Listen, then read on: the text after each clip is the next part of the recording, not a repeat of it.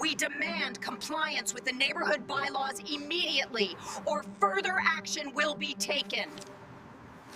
At 11:00 a.m., I walked into the public meeting building clutching my phone like it was a fire extinguisher, because the HOA president had just told everyone I was running an illegal rental out of my home. The lobby smelled like old coffee and floor wax, and my shoes squeaked too loud on the tile. A lady at the front desk glanced at my shaking hands, then looked away like she didn't want to get dragged into it. This is a dramatized story, but the HOA tactics are real. Here's why it mattered. That false claim could get my permit flagged and my insurance bumped, and it could freeze the small remodel I had scheduled for next month. All because one person wanted to teach me a lesson for asking where the dues money went. The HOA had been acting like a tiny government with a big ego. And now they were trying to turn the actual city process into their personal weapon. I tried to fix it the polite way first. I emailed the board asking for proof. No response. I called the manager line and got voicemail twice. I stopped a neighbor by the mailboxes and said, "Did you hear what they're saying?" He stared at the flyers in his hand like they were suddenly fascinating. Another neighbor gave me a tight smile and whispered, "I can't be seen talking about this." That's when I realized fear was the HOA's favorite tool. So I went full boring. I opened my laptop and pulled up every message I ever sent them, every reply, every weird reminder they blasted out late at night. I saved screenshots. I exported the thread. I made a clean file name for each part like I was filing taxes. Then I printed the key pieces and added dates in pen. I lined up photos, emails, and call logs in a binder. It looked ridiculous on my kitchen table, like a school project on how to spot a liar. The next step was simple and lawful.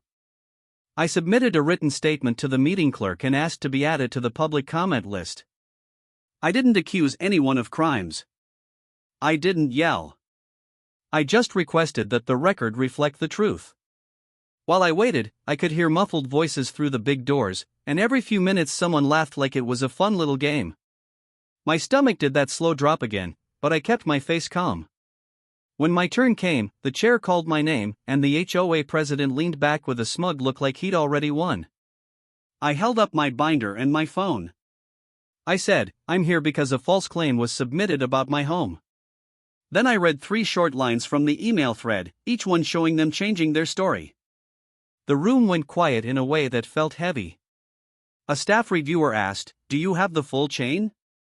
I nodded and handed over a neatly stapled packet. The twist hit fast.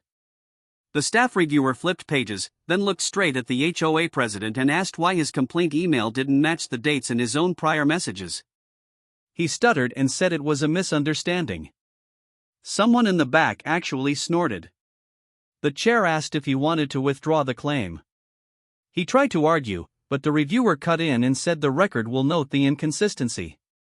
Then the chair moved on like the whole thing was a bad commercial. Afterward, the HOA president avoided me in the hallway, suddenly allergic to eye contact. 2 weeks later, a notice came through the community portal saying complaints must include supporting documentation going forward. Funny how rules become important when they can't cheat. A neighbor I barely knew tapped my shoulder and said, "I'm glad someone finally brought facts." I walked to my car, breathed in the cold air, and smiled. Paper trails don't scream. They just win.